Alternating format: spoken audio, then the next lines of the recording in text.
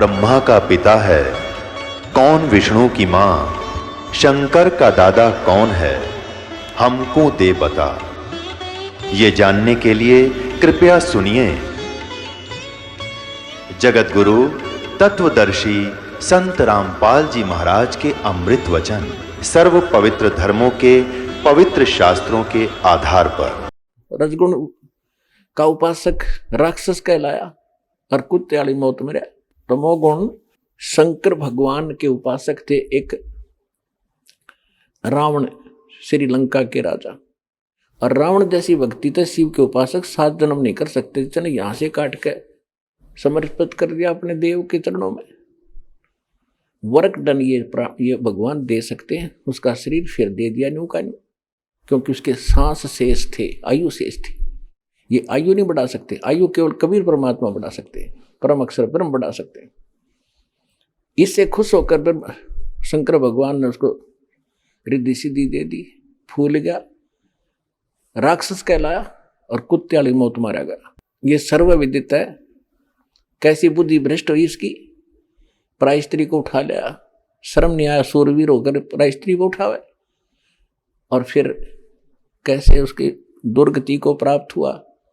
तो राक्षस था, 100 जोटियां का मांस खा जाया करता, 100 दारू के मटके, शराब के मटके पिया करता, खाक था फिर वो।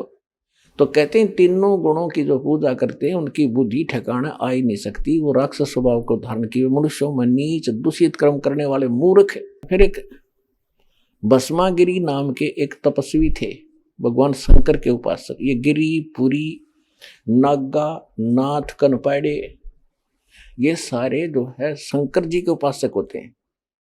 एक भस्मागिरी नाम का तपस्वी और भगवान शंकर के महल के सामने कैलाश पर्वत पे ऊपर न पैर नीचे न सिर करके भक्ति करने लग गया। 12 वर्ष तक खड़ा रहा। एक दिन पार्वती जी ने कहा कि आप तो भगवान हो, देवताओं के देव हो, महादेव हो, सक्षम हो, समर्थ हो, आपका बच्चा क्या मांगता है पुजारी, दे दो इसको, उठाओ यहां से। भगवान शंकर ने कहा कि बोल भाई क्या मांगता है। भस्मागिरी ने कहा कि भगवान ऐसे नहीं मांगूंगा, पहले वचनबद्ध हो जाओ। भगवान शंकर ने कहा ठीक है, मैं वचनबद्ध हो गया, खड़ा हो गया। फिर आप अपना भस्म कड़ा दे दो जो हाथ में पर रखा था। उसमें शक्ति थी कि किसी के सिर पे ऊपर न्यू कर दे भस्म, वो खत्म हो जाता था, जल जाता था, राख बन जाती थी। और भस्मागिरी के मन में क्या दोष था, भगवान शंकर का उपासक, कि भस्म कड़ा प्राप्त करके और पार्वती पे आसक्त था। वो पार्वती ने पत्नी बनाऊंगा और भस्म इस शंकर न मारूंगा। और इसको अमंत्रियामी कहा करते शंकर भगवान ने। खाक अंतर्यामी था, इसको बद्दी के को बदले का बैठा सामने, उस अपना दुश्मन पाड़ दिया, निकाल कर भस्म कड़ा दे दिया, ले भाई ले जा, अगले शंकर हो ले होशियार। इसलिए मैंने यह साधना करी थी, तुझे मारूंगा और इसको अपनी पत्नी बनाऊंगा। हा हा हा हो गया राक्षस। आगे आगे भगवान और पीछे पीछे पुजारी, जांख काट उठा। जिसको हम अविनाशी कहा करते थे, शंकर भगवान अविनाशी। अविनाशी होता तो खड़ा रहता, कहा जा करे, मार के करेगा। भगवान थे अविनाशी। दरिया में गिर दिया गंगा के अंदर और तोब के गोले चला दिए, छींट तक नहीं लगी परमात्मा के।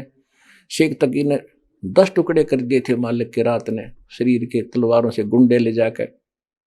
और चलन लगे, जब खड़े हो गए परमात्मा और कहा शेख तकी आजा, चाय पानी पी के जाइए। पसीने आ गए थे उन गुंडा के।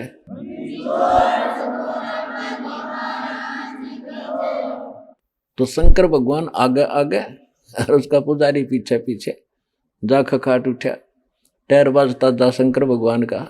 अब भगवान ने दया करी, बीच में आकर खड़े हो गए खुद परमेश्वर, पार्वती रूप बना के, और कहने लगे भाई डट जा, कहाँ जा रहे हो, आ जाओ, मैं भी तो आपके लिए तड़प रही हूँ। खड़ा हो गया जब मूर्ख, और कहा कि शंकर भगवान तो 100 किलोमीटर दूर डटेगा नहीं, तू चिंता ना करे।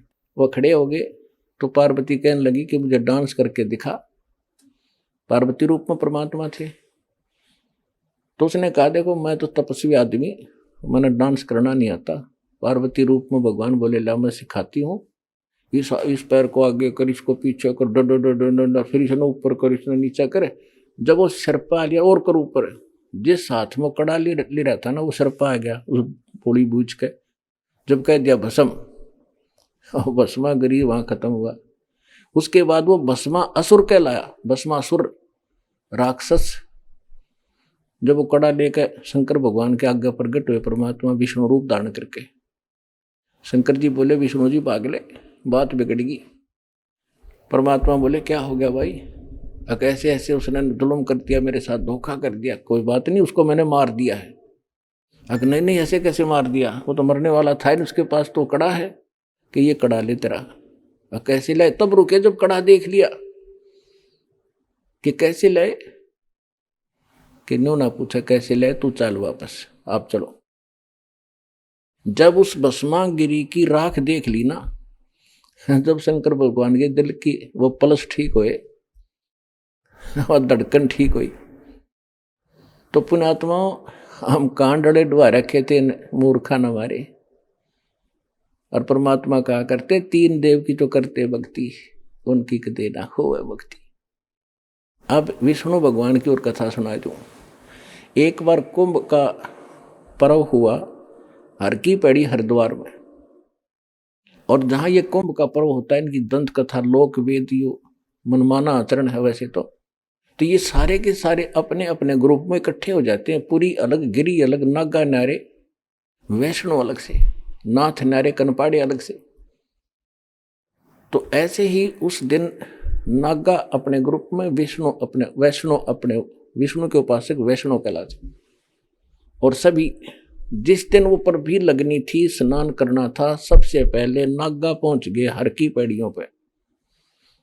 10-15 हजार थे वे।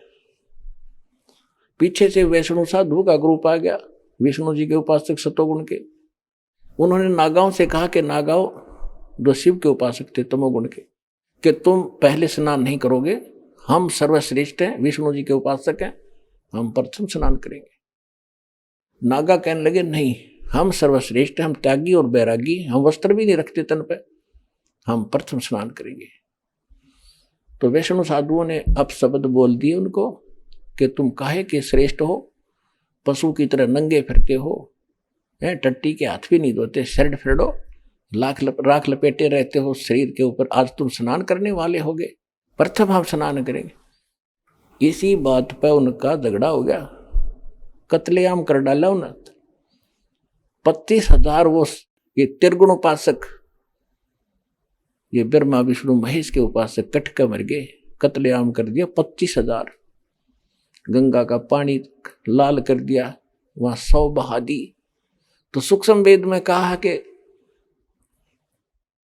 तीर तुपक तलवार कटारी, तीर तुपक तलवार कटारी, ये दर दर जोर बधावे हैं और काटे शीस, नहीं दिल करुणा, ये जग में साध कहावे हैं, हर पैड़ी हर हेत निजाना, वहां जाते चलावे हैं, जो दिन इनके दर्शन को जावे उनको भी नरक पठावे हैं।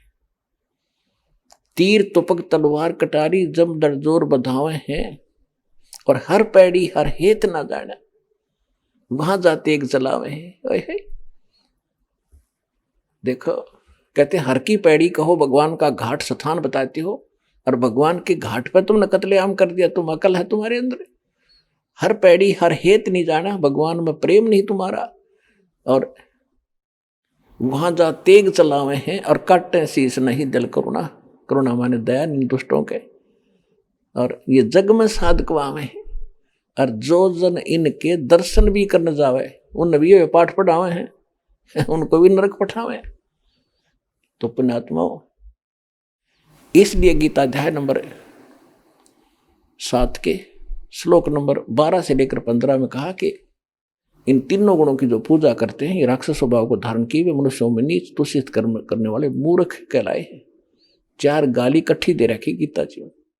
अब देखो, स्नान कर साधु संतों का स्वभाव होता है, यहां भी आप देखते हो, अब तो परमात्मा की दया से पर्याप्त बाथरूम लैट्रिन होगी आपके लिए, पीछे छोटा सा आश्रम था, वो इससे बड़ा था एक आश्रम क्रोथा में, वो तो इन दुष्टों ने हमसे छीन ही लिया था। यहाँ 4-5 बाथरूम थे और 5-4 लैट्रिन थी।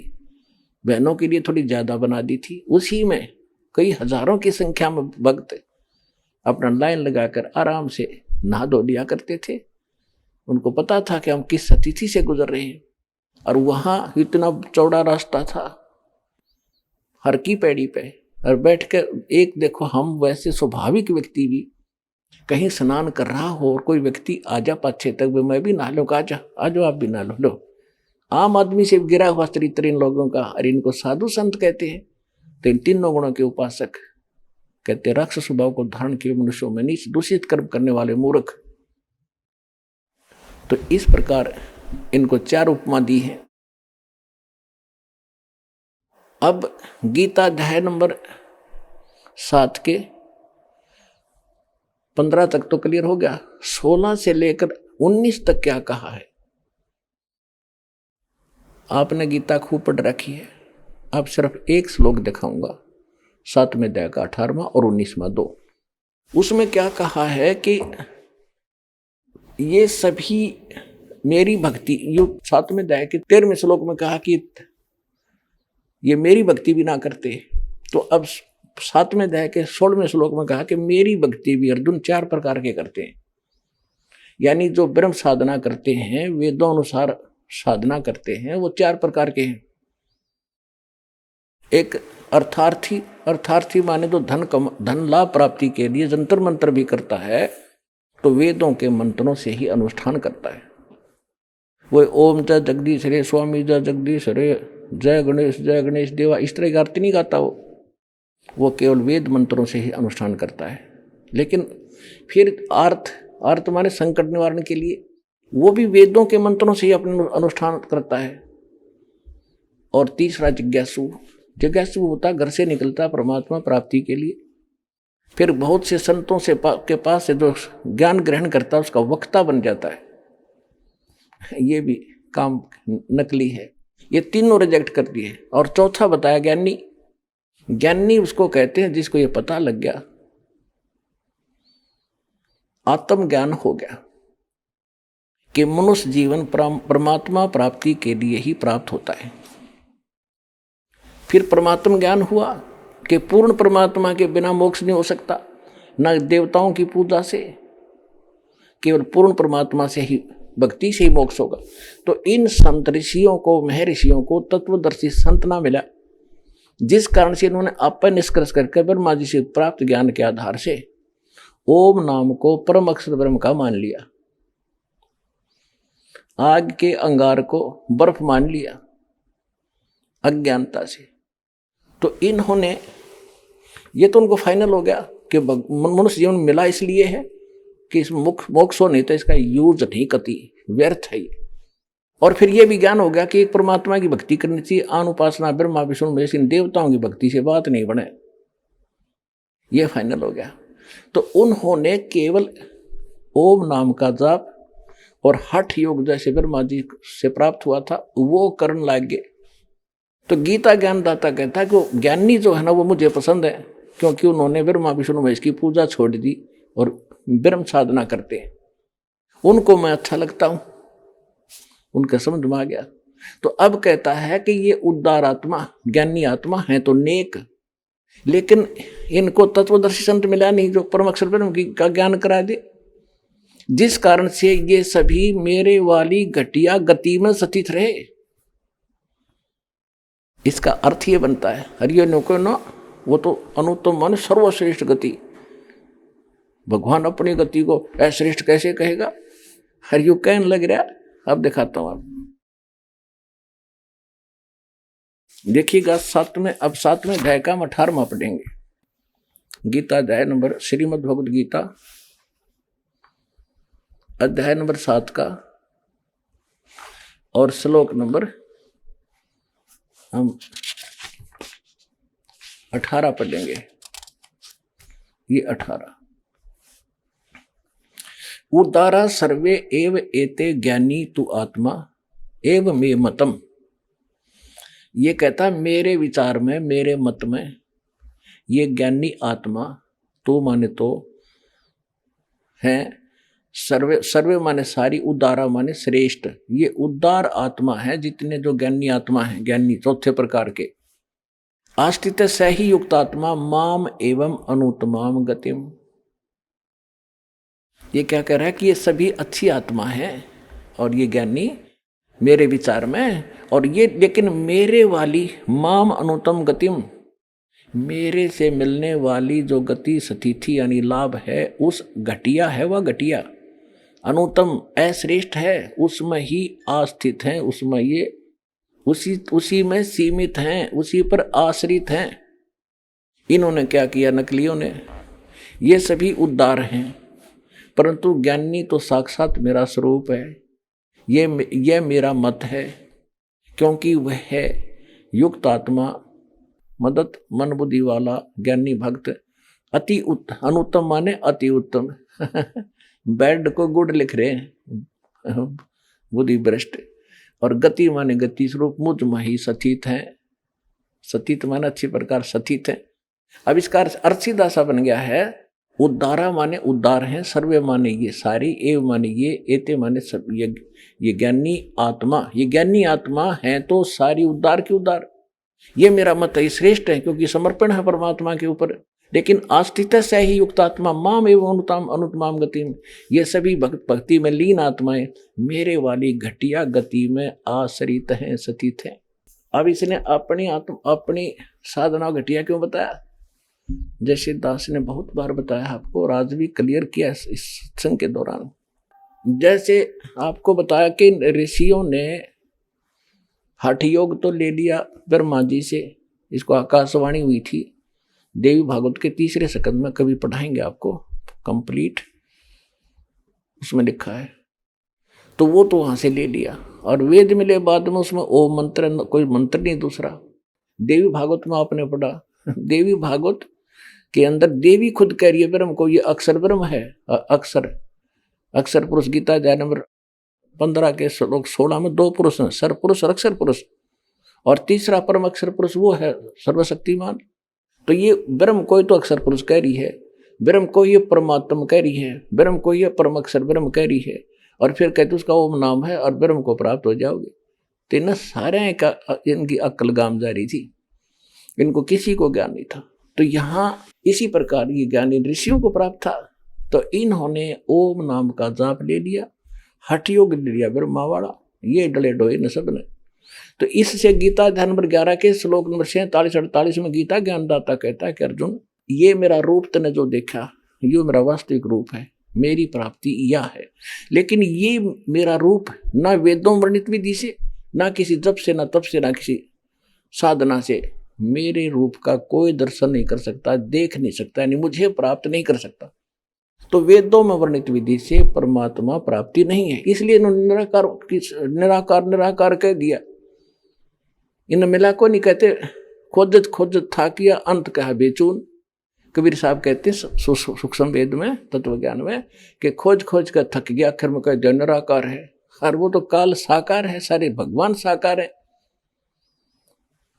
तो इन ऋषियों ने परमात्मा की खोज में समर्पित हो गए।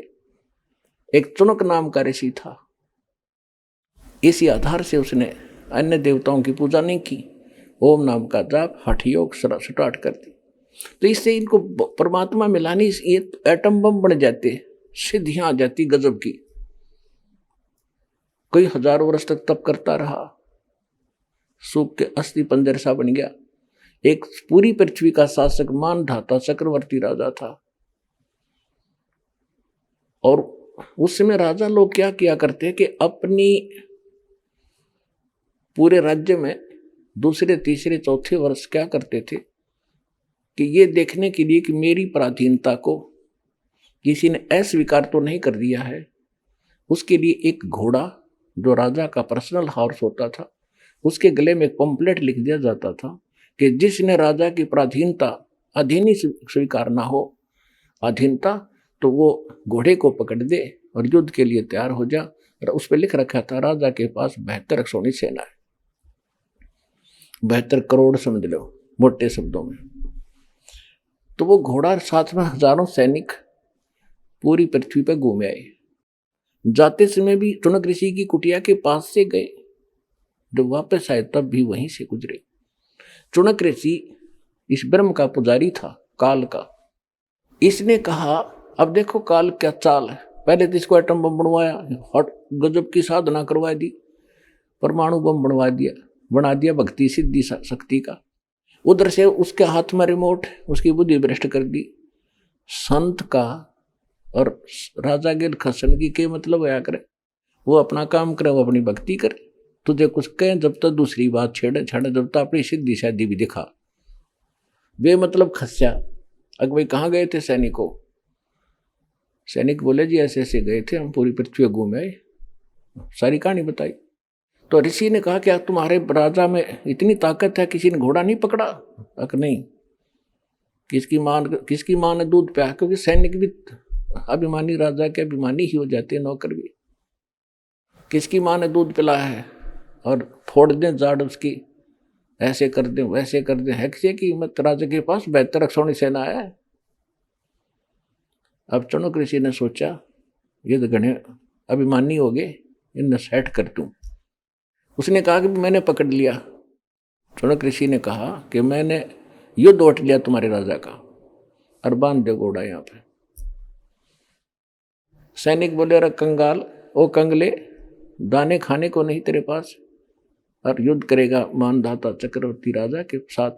तेरी क्यों सात बोल दे रही है, तेरी क्यों सामत आई है? चुप करके अपनी माला फेर बैठ चुपचाप करके। तो ऋषि कहने लगा भाई देखी जागी, हमने युद्ध उठ लिया। अब उन्हें बांध दिया घोड़ा उसी कुटिया के, उसी वृक्ष का जिसका नीचे कुटिया थी उस ऋषि की। राजा को जाकर नमक मिर्च लगा के बता दिया जी आज एक व्यक्ति ने हिम्मत करी है आपके घोड़े को बांधने की, कल दूसरे का सिर उठेगा।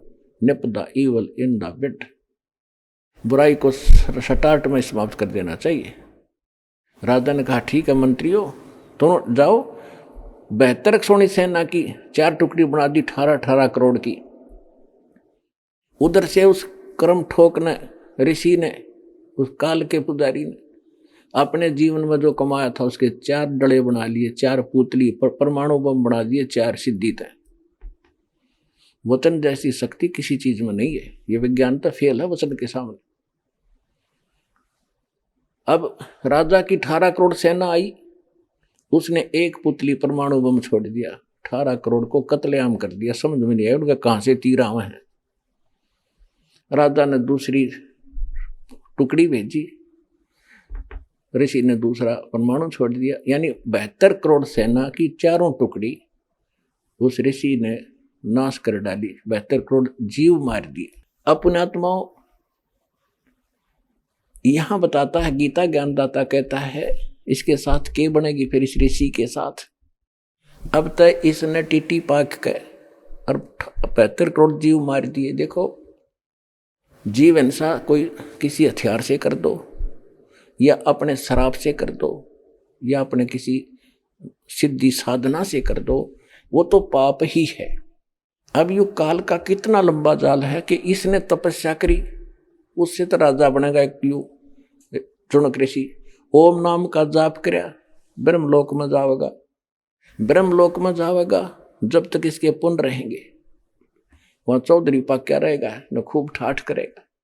क्योंकि इस परम अक्षर ब्रह्म न छोड़ के, सतपुरुष कबीर साहब की भक्ति को छोड़कर बाकी जिसकी भी आप साधना करते हो, आपके पाप और पुण्य दोनों भिन्न भिन्न लिखे जाते हैं, और सारे ही आप न भोगने पड़ते हैं। पुण्य के लिए पहले स्वर्ग जाएगा, महास्वर्ग जाएगा, वहां अपने ओम नाम की कमाई ने नाश करेगा, फिर पृथ्वी पाओगा, राजा बनेगा। राजा बनकर चक्रवर्ती राजा भी बन सकता है चुनक ऋषि की आत्मा। फिर नरे पाप को माओगा, किते शिकार खेलेगा, किते और उद्मस्ता रहेगा, किते सेना मरवाओगा युद्ध कर करके, पृथ्वी यहीं छोड़ रह जाएगी, युद्ध के खाओगा। उसके बाद फिर 84 लाख योनियों में चक्कर में आओगा, यू कुत्ता बनेगा, और इस कुत्ता बनकर इसके शर में कीड़े पड़ेंगे। वो जितने सैनिक इसने मारे थे 72 करोड़, वह सारे इसको चुन चुन कर खाएंगे। अब गीता ज्ञानदाता कहता है कि ये ज्ञानी आत्मा है तो उदार है, यानी समर्पित है भगवान के लिए, लेकिन ये मेरे वाली घटिया साधना में ही लीन रहे, मेरी अनुत्तम गति में रहे कि जन्म मृत्यु मेरी भी रहेगी और ये भी 84 लाख योनियों में चक्कर काटते रहेंगे, ब्रह्मलोक में जाओगे, फिर पुनरावृत्ति में आवेंगे। अपने आत्मा ये है तत्व ज्ञान। अब क्या बता सुख संवेद में,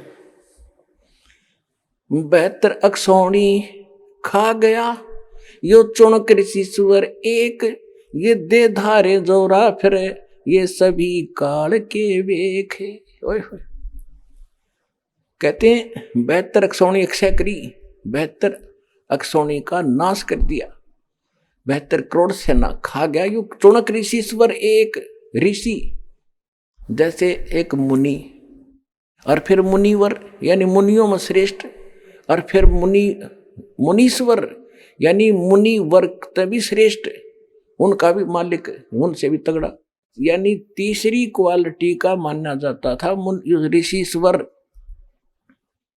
जैसे कि एक ईश्वर और तीसरा परमेश्वर, तो इसी प्रकार इनकी स्थिति होती है। ईश ना ऋषि, ऋषिवर ऋषियों में श्रेष्ठ, और फिर ऋषिश्वर ऋषि श्रेष्ठ, ऋषियों से भी श्रेष्ठ, यानी सबसे बढ़िया ऋषि का यू कर्म। 72 अक्षौणी खा गया ये चुणक ऋषि सुअर एक, ये दे धारे जोरा फिर ये सभी काढ़ के वेखे। ये तुमने दिखे भगत। और ऋषि कहते हैं चलती फिरती मौत है, ये तोब के गोले थे, ये दे धारे मौत, जोरा माने मौत या चलती फिरती मौत। कोई थोड़ा सा बोल पड़ेगा तेरा नाश होगा, नाश कर सको तुम भला कैसे कर सकते, क्योंकि तुम काल के पुजारी, ये भला कर ही नहीं सकता जीव का।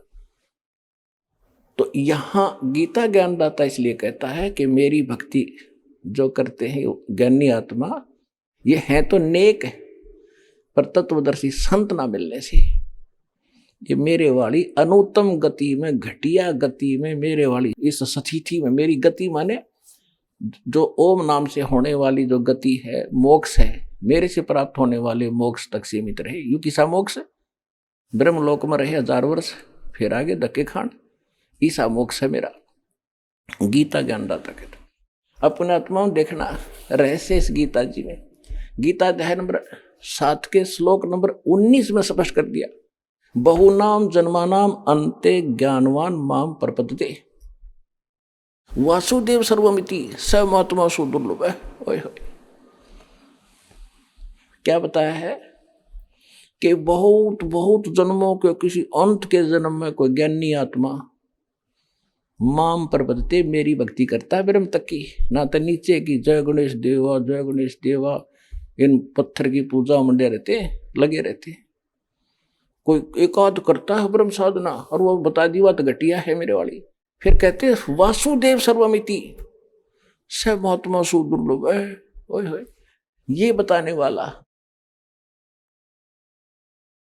कि वासुदेव का अर्थ क्या होता है, जिस परमात्मा का सबके ऊपर अधिपत्य हो, वो सर्वशक्तिमान सर्वगतम ब्रह्म, उसको वासुदेव कहते हैं। वेद में वासुदेव परमेश्वर कबीर जी के लिए उपमात्मक लिया गया है। और इन्होंने वासुदेव ला दिया श्री कृष्ण के, कर श्री कृष्ण तो वासुदेव का बेटा था, और वासुदेव एक व्यक्ति था जिसका नाम वेदों से ही उनके गुरुओं ने सेलेक्ट करके लिख दिया। श्री कृष्ण वासुदेव नहीं था, ये तो एक ब्रह्मांड में एक विभाग का मंत्री है, शतगुण विभाग का, और परम अक्षर ब्रह्म पूर्ण परमात्मा असंग ब्रह्मांड के स्वामी है, वो है वासुदेव। और वही पूजा के योग्य है, वही मोक्षदायक है, वही पाप नाशक है, और वो सबका मालिक है, सबका धारण पोषण करने वाला। कहते हैं ये बताने वाला संत बड़ी मुश्किल से मिलेगा अर्जुन, कि वासुदेव ही सब कुछ है, उसकी भक्ति करो और की त्याग दो। वो पाप नाशक है, सबका पालक है, सृष्टि रचनहार है। कहते ये बताने वाला महात्मा तो सुदुर्लभ है, बड़ी मुश्किल से मिलेगा। और पुण्यात्मा आपको आसानी से मिला दिया दाता ने, धन आपके माता पिता जिससे जन्म हुआ। ये देखिएगा, हम यही पढ़ रहे हैं गीता अध्याय नंबर 7 का, और श्लोक नंबर हम 18 पढ़ लिया। अनुत्तम का अति उत्तम करा क्या मूर्खा ने। अब 19 में क्या कहा है कि बहुनाम जन्मानाम अंते ज्ञानवान माम प्रपद्यते। बहुनाम जन्मानाम अंते, बहुत बहुत जन्मों के अंत के जन्म में कोई ज्ञानवान ज्ञानी आत्मा मुझे मेरी भक्ति करता है। वासुदेव सर्वम इति स महात्मा सुदुर्लभ है। ओए होए, ये बताने वाला कि वासुदेव ही सब कुछ है, सर्वम, वही मालिक है, वही सबका जनक है, सबका पालक है, पाप नाशक है, भक्ति योग्य है, पूर्ण मोक्षदायक है। ये बताने वाला साधु संत तो बड़ी मुश्किल तय मिलेगा। इनका अनुवाद देखिए, बहुत जन्मों के अंत के जन्म में तत्व ज्ञान को प्राप्त पुरुष, सब कुछ वासुदेव ही है। या नीचे लिखा भी उन्होंने, अर्थात वासुदेव के सिवा अन्य कुछ है नहीं। बिल्कुल सही है, इन वासुदेव श्री कृष्ण मान रखा था, ये उस पर कह रहे, इसका अर्थ ये सही है, सब कुछ वासुदेव ही है। इस प्रकार मुझको बचता हुआ महात्मा सुदुर्लभ है। कर दिया ना अज्ञान, इन्होंने बकवाद कर दी सारी। इसका सीधा सा अर्थ है, देखो संस्कृत पढ़ेंगे, बहुनाम जन्मानाम अंते ज्ञानवान माम प्रपद्यते। बहुत बहुत के अंत के किसी जन्म में ज्ञानी आत्मा मेरी भक्ति करता है। और वासुदेव सर्वमिति, वासुदेव ही सब कुछ है। इति यह बताने वाला स महात्मा सुदुर्लभ है। वो संत तो बड़ी मुश्किल तय मिलता है। एक समय परमात्मा मिले थे आदरणीय गरीबदास साहिब जी को, कबीर साहब, गांव छुड़ानी, जिला जज्जर, हरियाणा। उसके पश्चात उनको ये ज्ञान पर कंप्लीट दे ही दिया था, अपने से परिचित करा दिया था, सतलोक ले गए थे, वापस छोड़ा था। तो उस एक समय पंजाब का रहने वाला लुधियाना के पास एक वासियर गांव है, वहां का एक 800-900 बीघे का जमींदार था, सरदार जी, उसका नाम था राम राय।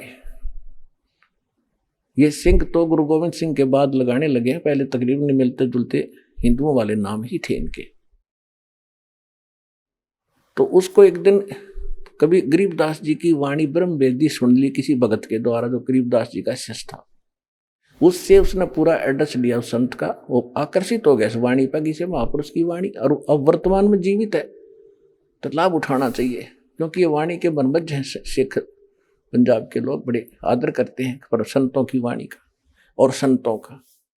अब वो वहां से चल पड़ा एड्रेस लेकर छुड़ानी गांव का, 200 किलोमीटर पैदल आया, किधर रेल थोड़ी बहुत, ट्रेन भी ना होंगी जब तक तय।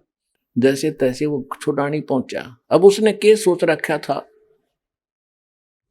ये लंबा प्रकरण बन जाएगा, मैं बताता हूं आपको। तो जब गरीबदास जी से मिला, उन्होंने ज्ञान सुना, सारा ज्ञान सुन के तो दाना दाना गिन दिया गरीबदास जी ने। तो वो कहने लगे, महाराज ये ज्ञान तो आज तक किसी ने बताया नहीं हमारे को। परमात्मा बोले कि हम सुल्तानी नानक तारे दादू को उपदेश दिया, जात तुलाहा भेद ली पाया काशी माए कबीरवा, कि आपके नानक जी को भी परमेश्वर मिले थे, उनको ज्ञान था, लेकिन उस वाणी को समझ नहीं सकते थे।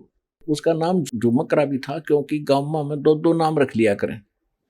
गांव में एक तो राम राय उर्फ झुमकरा, यानी वो गढ़ा डामाडोल सा दिमाग का आदमी था। एक बात ने कई बार पूछा करता, अविश्वास सा रहता था उसको, जिस कारण से गरीबदास जी ने उसको इसी नाम से पुकारा था। झुमकरा उर्फ नाम झुमकरा था। झुमकरा से ज्यादा जाना जाता आदमी जिसका शॉर्ट नाम होगा मुंह में, वही ज्यादा प्रसिद्ध होता है।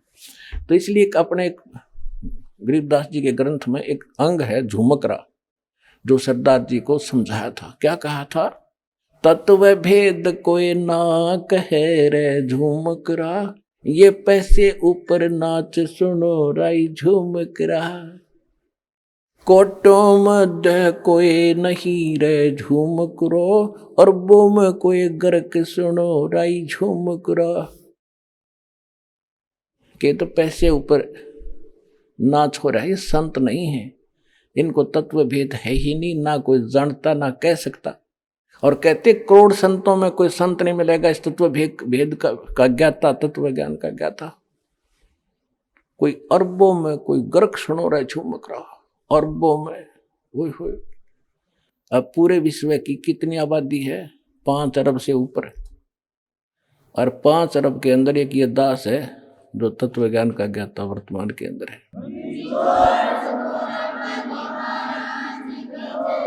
तो गरीबदास जी कहते हैं कोटों मध्य कोई नहीं रे झूम करा, करोड़ संतों में नहीं पाओगे इस ज्ञान का ज्ञाता। और कंप्लीट कोरस हो उसके पास, पूरे मंत्र हो। ग्रक माने saturated, complete in all respect, देसी भाषा ग्रक, यानी कति कंप्लीट, जिसमें कोई कसर ना हो, ऐसा संत। कहते कोटों मध्य कोई नहीं रहे झूम करा, करोड़ों में कोई नहीं है, अरबों में कोई ग्रक सुनो रही झूम करा। तो यहां गीता जी भी वही कहती है, बहु नाम जन्माना मनते ज्ञानवान माम पर्वते वासुदेव सर्वमिति स महात्मा सुदुर्लभ है। कि ये बताने वाला कि वासुदेव यानी सर्वशक्तिमान परमात्मा जिसका सबके ऊपर अधिपत्य है, वो वासुदेव है। जैसे ब्रह्मा जी, विष्णु जी, शिव जी, ये सबके ऊपर, सबके मालिक नहीं है। वासुदेव माने सबके ऊपर जिसका वास है, जो सबका मालिक है।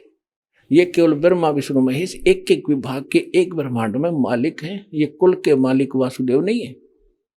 सरपुरुष यानी ज्योति निरंजन कालीन का पिता ब्रह्म, ये केवल 21 ब्रह्मांड का मालिक है, ये कुल का मालिक नहीं, ये वासुदेव नहीं है।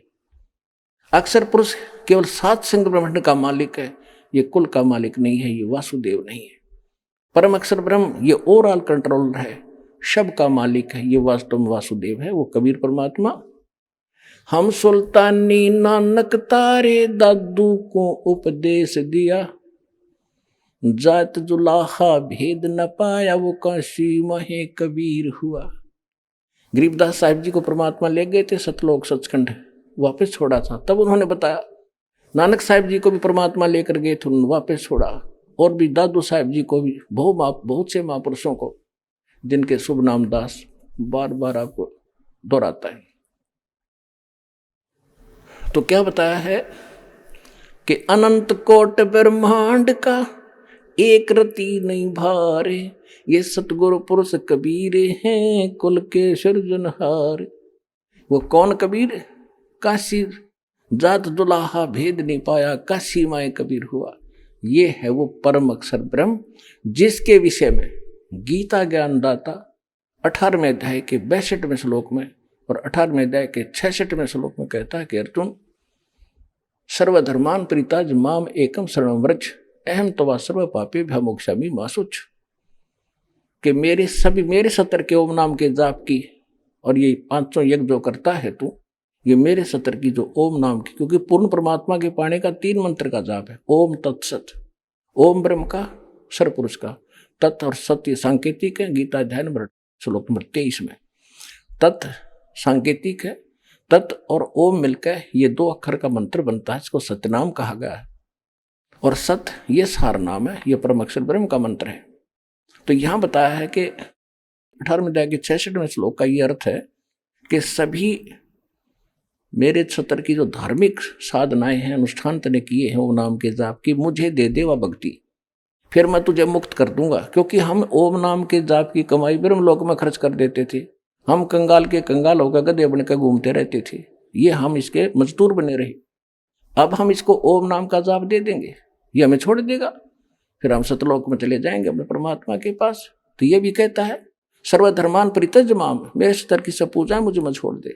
एकम शरणम व्रज, एक मन जिसके बराबर दूसरा ना हो, सर्वशक्तिमान की शरण में जा, तब मैं तुझे सब पापों से मुक्त कर दूंगा। फिर जब हम इससे कर्ज मुक्त ही हो गए, फिर इसका हमारा लेना देना क्या रहा, ये क्या मांगा हमारे ऊपर। तो इस प्रकार हम सतलोक जाएंगे और गीता ज्ञानदाता उस परम अक्षर ब्रह्म सत्य पुरुष कबीर साहिब की शरण में जाने को कह रहा है कि जहाँ उसकी शरण में जाने से ही तू सर्वभाव से उस परमेश्वर की शरण में जा, उसकी कृपा से तो परम शांति को, सनातन परम धाम को प्राप्त होगा, शाश्वत स्थान को प्राप्त होगा। और मेरी शरण में रहेगा तो अर्जुन जन्म मृत्यु तेरी भी होगी मेरी भी होगी। और मेरे पुजारी का क्या हाल होगा, चुनक ऋषि की कथा तेरे को सुना दी। तो पुण्यात्माओं, आपका सौभाग्य है, आपको ये अनमोल वचन, अनमोल ज्ञान सुनने जोगा बनाया। पहले तो भगवान ने आपको विद्वान बनाया, शिक्षित किया, और दास को इसका जानकार बनाया। आज आपके रूबरू ऐसा बना दूंगा जैसे पहली का कहता हुआ, अगर वेद गीता और पुराणों को आप याद रखोगे। बोलो सतगुरुदेव।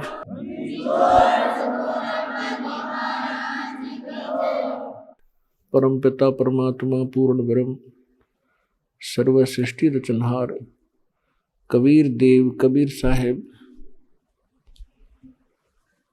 अल्लाहु अकबर सर्व सृष्टि रचनहार कबीर परमेश्वर जी की असीम रजा से आप सभी पुण्यात्माएं सत्संग सुनने के लिए उपस्थित हुए। सत्संग की महिमा बताते हुए परमेश्वर स्वयं हमें सतर्क करते हैं। सतगुरु के दरबार में जाइयो बारंबार, ये बोली वस्तु लखा देवे हैं सतगुरु दातार। सत्संग की आधी घड़ी और तप के वर्ष हजार, तो भी बराबर है नहीं यूं कहें कबीर विचार। संत मिलन को जाइयो दिन में कोई कई बार, आसोज के मेहे जो ये गणा करे उपकार। सभी पुण्यात्माएं आप सत्संग के अंदर उपस्थित हुए हो। आपके जन्म जन्मांतर के बहुत ही पुण्यक्रम आपके साथ हैं। सकल पदार्थ है जगमाही और कर्महीन नर पावत नाही। आप वो सौभाग्यशाली प्राणी हो जिनको ऐसे समय में मानव शरीर प्राप्त हुआ है जिस समय में मोक्ष होना है इस प्राणी का। ये परमात्मा के द्वारा पूर्व निर्धारित किया हुआ था ये समय। और इस समय जिनको मानव शरीर प्राप्त हुआ है वो बहुत ही पुण्यकर्मी प्राणी है। उनसे भी पुण्यकर्मी वो प्राणी हैं जो सतलोक आश्रम बरवाला जिला हिसार हरियाणा में आकर के इस यथार्थ ज्ञान को सुनते हैं और फिर दीक्षा प्राप्त ले लेते हैं। तो आप यहाँ पर दोनों प्रकार की पुण्यात्माएं उपस्थित हैं। कुछ तो प्रथम बार सत्संग सुनने के लिए भी आते हैं। तो यहाँ आना भी परमात्मा की रजा बिना नहीं हो सकता। भक्ति मुक्ति के दाता सतगुरु ये भटकत प्राण फिरंदा, उस साहिब के हुक्म बिना नहीं तरवर पात हिलंदा। आपके ऊपर मेहर की है दाता ने, आप यहां तक पहुंच गए। आज से आपके शुभ कर्म स्टार्ट हो गए और जो लगातार आ रहे हैं वो तो अपने शुभ कर्मों की माल गाड़ी भरने लग रहे हैं, जिनकी हमें आवश्यकता युगों युगों से थी, जो हम अभी तक संग्रह नहीं कर सके, ना हमें कोई ऐसा मार्ग मिला। आप वो पुण्यात्मा हैं, परमात्मा आपके लिए भटक रहा है, लेकिन आपने काल की भांग घनी पी रखी है। आप अपने बाप को भी पहचानने में असमर्थ हैं। कबीर ये माया अटपटी सब गट आन अड़ी, किस किस को समझाऊं या कुएं भांग पड़ी। कबीर इस संसार को समझाऊं कै बार, ये पूछ पकड़ के भेड़ की भाई उतरा चावे पार। परमात्मा कहते हैं कि काल ने अपने 21 ब्रह्मांड के अंदर एक ऐसी भांग डाल रखी है अज्ञान की और यहाँ के अक्षणिक नकली सुखों की। हम इसी को प्राप्त करके मदमस्त हो गए, बेटे होगे, बेटी होगी, कार और कोठी होगी, और जिनके पास ये सुविधा नहीं है वो उसको प्राप्त करने के लिए सिर धड़ की बाजी लगाए बैठे हैं। और परमात्मा सत्संग के माध्यम से आपको याद दिलाते हैं, भाई काया तेरी है नहीं, ये माया कहां से हो,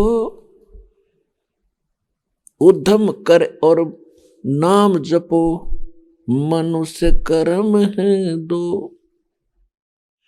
कबीर काया तेरी है नहीं, ये माया कहां से हो, चरण कमल में ध्यान रखो, इन दोनों को खो। ये बोले प्राणी, जब तेरा शरीर अपना नहीं, इसको भी छोड़कर जाएगा और यहाँ कोठी बंगले कार बनाने में अपना जीवन नाश कर रहा है, ये तो बने बनाए यहाँ रह जाएंगे।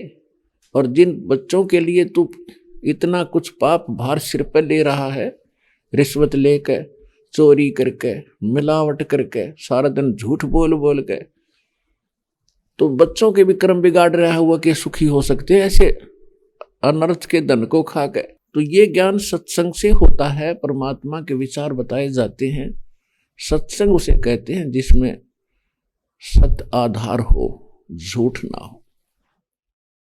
तो आज का जो विषय दास आपको बताना चाहता है कि आप बहुत पुण्यकर्मी प्राणी हैं, और उन पुण्यकर्मी प्राणियों में से हो जिनके पीछे भगवान बहुत दिनों से भटक रहे हैं। आप किसी ना किसी जन्म में जब परमेश्वर आते हैं और अपना ज्ञान बताते हैं, उस समय या कभी इस कलयुग के इस बिचली पीढ़ी वाले समय में भी आपका जन्म हुआ है, जिस कारण से आज तक आपको ऐसे घोर कलयुग में भगवान की चाह शेष है। नहीं तो वैज्ञानिक पाक गए, दो थोड़ा सा ये इंग्लिश सीख ली, थोड़ी सी अटपट सीख ली, कोई उच्च पोस्ट बन गई, छोटा मोटा कोई राजनेता बन गया, धरती तोल रहा है, हर मृत्यु के बाद गधा बनेगा, वो आंखें नहीं इसके पास।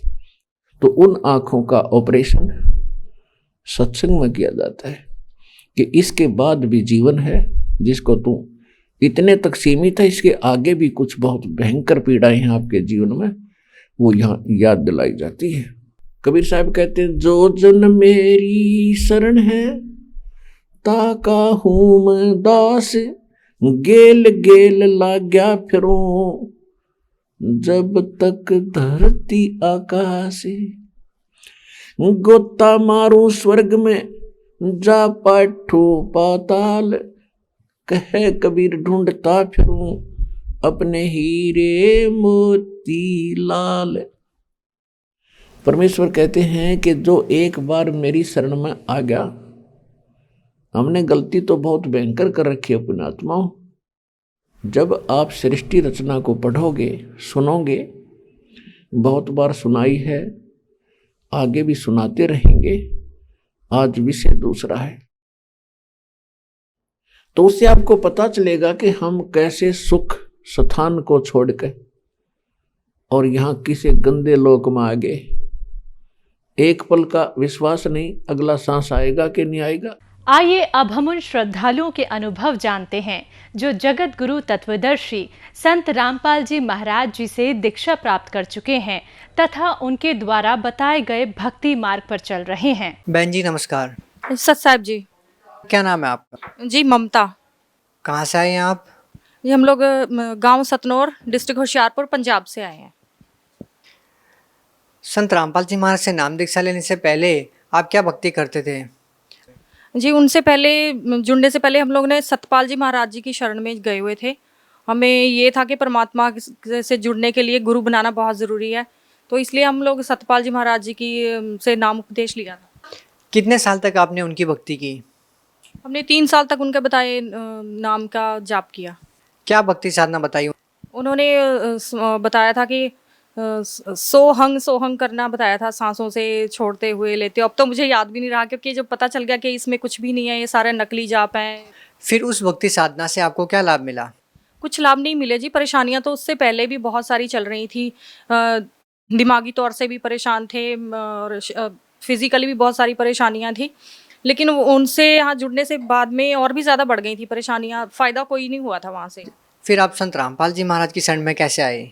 ये हम लोग 2010-11 से सत्संग तो सुनते थे, लेकिन रेगुलर सत्संग कभी नहीं सुन पाए थे।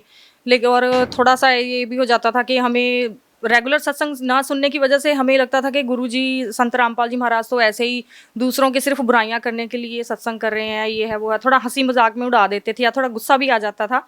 लेकिन फिर कभी कभी मेरे मेरे हस्बैंड कहते थे कि ममता कहीं ऐसा ना हो कि जो भी कोई सच्चा संत दुनिया में आता है तो दुनिया ने उसको गलत ही कहा है, कहीं यही संत रामपाल जी महाराज कहीं सच्चे संत परमात्मा के भेजे हुए संत तो नहीं हो, कहीं हमारा मनुष्य जन्म बेकार चला जाए। तो मेरे मन में भी आता था, मैंने कहा हाँ। और कहते जो हम भक्ति कर रहे हैं सतपाल जी की बताई हुई, कभी लगता ही नहीं है वो चीज़ें हमें मिल ही नहीं रही जो परमात्मा के बारे में सुनी है, उन चीज़ों का हमें कभी आभास ही नहीं हुआ। तो हम लोग दोनों के विचार एक जैसे ही थे, परमात्मा को पाने की इच्छा थी। फिर हम लोग हस्बैंड मेरे आर्मी में थे, हम लोग देहरादून में रहते थे, वहाँ से हमने ज्ञान गंगा किताब मंगवाने के लिए SMS किया, तो किसी वजह से शायद नहीं पहुँच पाई। फिर 2013 में हस्बैंड मेरे रिटायरमेंट होके हम लोग घर पे आए, तो वहाँ से फिर से हमने SMS किया। वही बातें फिर से दिमाग में आ गई थी, दिमाग आत्मा को झंझोड़ रही थी वो बातें कि कहीं हमारे ये मनुष्य जन्म सच में बेकार ना चला जाए, संत रामपाल जी महाराज ही कहीं असली संत ना हो और हम लोग इनसे वंचित रह जाएं। तो फिर ज्ञान गंगा हमारे पास 10 दिन में पहुंच गई थी। फिर उसके बाद तो हमने पूरी ज्ञान गंगा पढ़ी भी नहीं थी, थोड़ी सी बातें 15-20 पेज जो पढ़े उसको पढ़ के ही पैरों के नीचे से ज़मीन हमारी खिसक गई थी कि हम लोग गलत साधना में फंसे हुए हैं, गलत गुरु की शरण में लगे हुए हैं, हमें बचना है तो जल्दी से जल्दी बरवाला आश्रम पहुंच जाएं। तो 1 हफ्ते बाद ही हम लोग किताब पूरी पढ़ी भी नहीं, ज्ञान लेने के बाद ही वहाँ से नाम उपदेश लेने के बाद हमने ज्ञान को धीरे धीरे समझा। संत रामपाल जी महाराज द्वारा लिखित पुस्तक ज्ञान गंगा आपने पढ़ी, उसमें ऐसा क्या लिखा था कि आपके पैरों तले की जमीन खिसक गई? जी, उसमें लिखा हुआ तो उसमें बहुत सारे प्रमाण दिए हुए थे कि इस दुनिया से हमेशा के लिए संसार से छुटकारा पाना है, मोक्ष पाना है, उसके लिए पहले हमें जो देवी देवता हैं, ब्रह्मा विष्णु जी, गणेश जी, पार्वती जी, लक्ष्मी जी, सभी ये लोग सारे मिलके इस सृष्टि को चला रहे, इनका कारोबार सारा दारमदार उन पे है। तो उनका कर्जा उतारना भी ज़्यादा ज़रूरी है यहाँ से निकलने के लिए। तो उनका कर्जा उतारने के जो नाम जाप हैं वो सिर्फ असली संत ही दे सकता है, जिसको परमात्मा की तरफ से आदेश होगा। तो वो संत सिर्फ केवल इस धरती पे संत रामपाल जी महाराज हैं। उनके बारे में सारे प्रमाण भी हमने देखे। श्री गुरु नानक देव जी ने भी उनके बारे में लिखा हुआ है कि जो संत इन देवी देवताओं की उत्पत्ति के बारे में बताएगा, सृष्टि रचना के बारे में बता देगा खोल के, और कैसे किस किस देवता की उत्पत्ति कैसे हुई, जो भक्ति कैसे करनी है, सारा खोल के इस वृत्तांत को समझा देगा, रहस्य को, वही संत पूर्ण संत होगा। लेकिन कुछ अन्य संत रामपाल जी महाराज से खफा हैं, वो कहते हैं कि संत रामपाल जी महाराज उनकी निंदा करते हैं, आप क्या कहना चाहेंगे? हमारे हिसाब से पहले जैसे हम लोग दूसरे संत की शरण में, अब तो संत कहना भी उन्हें हमें वो लगता है कि संत है ही नहीं कोई संत रामपाल जी महाराज के सिवा, क्योंकि हम लोग सारा सच झूठ जान चुके हैं। उनको सिर्फ इस बात से शायद चिढ़ होती है कि पता उन लोगों को भी है कि उनके पास कोई भक्ति नहीं है, कोई परमात्मा का रास्ता नहीं है, ज्ञान नहीं है। इस चीज़ का आभास जब हम लोग कर सकते हैं कि वो उन नकली संतों से भक्ति लेके जो कर रहे थे उससे हमें कुछ महसूस नहीं हुआ था, एहसास नहीं हुआ था, तो उन संतों को भी ये पता है कि हमारे पास कुछ नहीं है और हम लोग कुछ नहीं कर सकते। इसलिए वो उनको ये है कि हमारी दुकानें बंद हो जाएंगी। संत रामपाल जी महाराज सच्चाई दुनिया को खोल के बता रहे हैं, सबूतों के साथ दुनिया की आंखें खोल रहे हैं, तो उन्हें डर पड़ा हुआ है कि हमारी दुकानें कहीं बंद ना हो जाएं। देखिए, संत रामपाल जी महाराज के बारे में ऐसा भी कहा जाता है कि वो देवी देवताओं की भक्ति भी छुड़वाते हैं। जो लोग वर्षों से देवी देवताओं की पूजा करते आ रहे हैं, व्रत आदि करते आ रहे हैं, उनका एकदम से देवी देवताओं की साधना छोड़ना कहाँ तक सही है? क्या संत रामपाल जी महाराज देवी देवताओं की भक्ति छुड़वाते हैं? नहीं जी, वो देवी देवताओं की पूजा नहीं छुड़वाते। उनको मानने का, उनकी आराधना करने का सही रास्ता बताते हैं कि किस तरह से उनका किस जाप से हमें उनसे सुविधाएं मिलेंगी, उनसे लाभ प्राप्त होंगे। मैं बचपन से किसी देवी देवता को नहीं मानती थी। हमारे घर में हिंदू परिवार से रिलेटिव हूँ, लेकिन घर में सब पूजा पाठ होते थे, व्रत भी होते थे, लेकिन मैं 8-9 साल की उम्र में भी मैं उन चीज़ों को मानने को तैयार नहीं होती थी। मेरे मायका चंडीगढ़ एरिया में पड़ता है, कुराली रोपड़, वहाँ गुग्गा जी का बहुत प्रभाव है, तो गुग्गा जी की बहुत मान्यता होती थी। तो घर में जब कुछ उनका पूजा पाठ होती थी तो मैं बिल्कुल गुस्से में आ जाती थी कि मुझे इन चीज़ों के सामने मत झुकने के लिए बोलना, मैं नहीं मानती कि इन चीज़ों से परमात्मा मिलता होगा।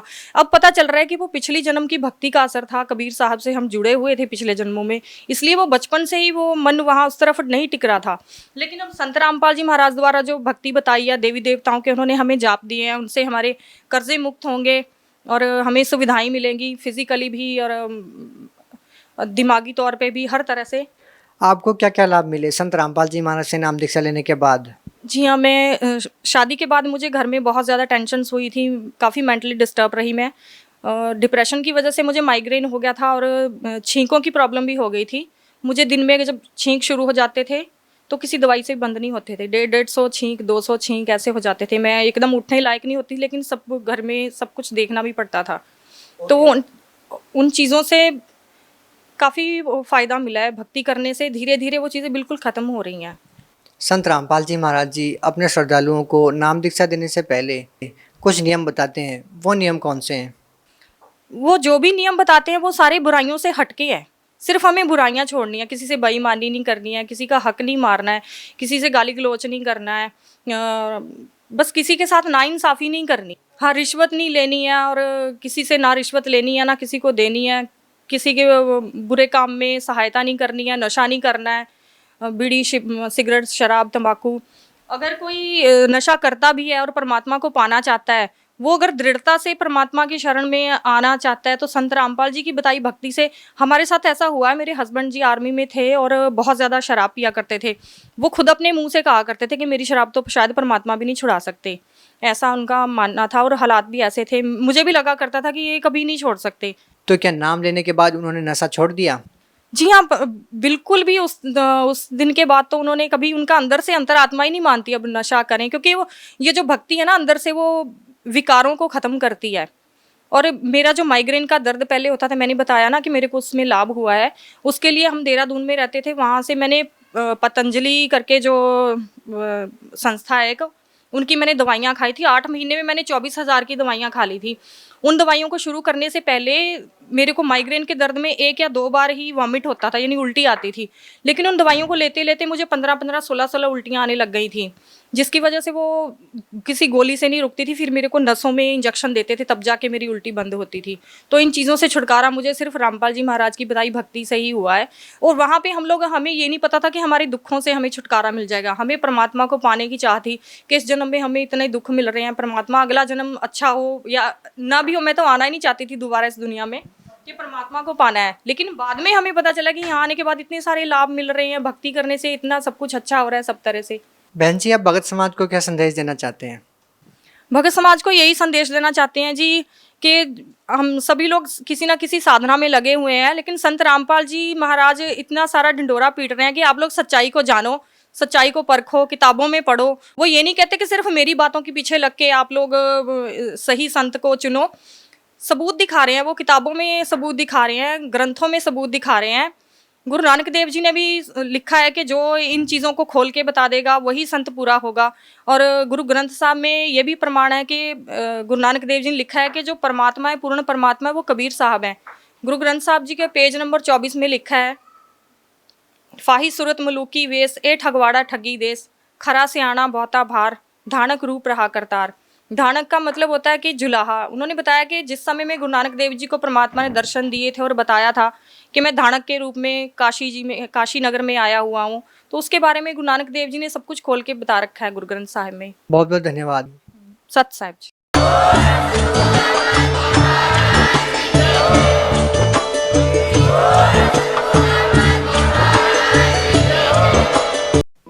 आप सुन रहे थे जगत गुरु तत्वदर्शी संत रामपाल जी महाराज के मंगल प्रवचन।